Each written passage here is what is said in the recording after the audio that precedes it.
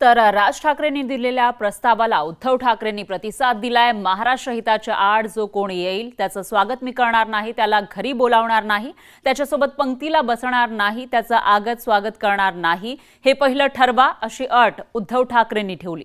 यावरून आता शिवसेना युबीटी आणि मनसे नेत्यांमध्ये जुंपली आहे।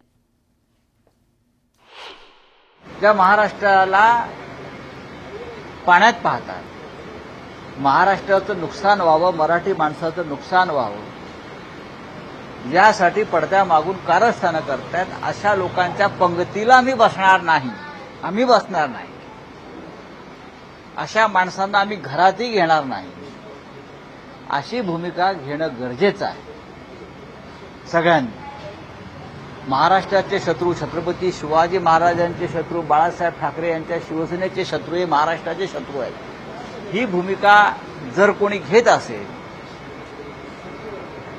तर त्याचं स्वागत आहे आणि त्यानंतर पुढे आम्ही चर्चेला किंवा पुढल्या भूमिकेला आम्ही आमचं जे काय म्हणणं आहे ते सांगू।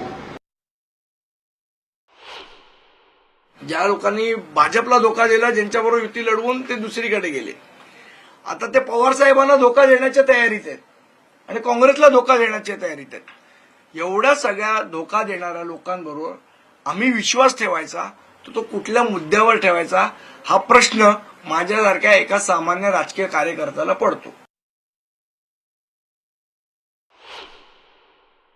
मला असं वाटतं आम्हाला जे तुम्ही सांगताय की यांच्याबरोबर बोलू नका, मग या अटी, मग शिंदेबरोबर बोलायचं नाही कारण त्यांनी शिवसेनेची काय वाट लावली किंवा शिवसेना फोडली किंवा काय, मला हा सरळ साधा आणि सोपा प्रश्न आहे की तुमच्यावर आतापर्यंत मी सगळे इन्सिडेंट सांगितले, 2014चे सांगितले, 2017चे सांगितले, 2019चा सांगितला। ज्या लोकांनी आम्हाला धोका दिला तो जो आम्ही खाल्लेला आहे, ज्या लोकांनी भाजपला धोका दिला, ज्यांच्याबरोबर युती लढवून ते दुसरीकडे गेले, आता ते पवार साहेबांना धोका देण्याच्या तयारीत आहेत आणि काँग्रेसला धोका देण्याच्या तयारीत आहेत। एवढ्या सगळ्या धोका देणाऱ्या लोकांबरोबर आम्ही विश्वास ठेवायचा तो कुठल्या मुद्द्यावर ठेवायचा हा प्रश्न माझ्यासारख्या एका सामान्य राजकीय कार्यकर्त्याला पडतो की या अटी शर्ती घालायचा नैतिक अधिकार तरी त्यांना आहे का? ज्या लोकांनी एवढ्या लोकांना फसवलेलं आहे त्यांना कुठली अटी शर्ती टाकायचा नैतिक अधिकार आहे का, हा महत्वाचा विषय।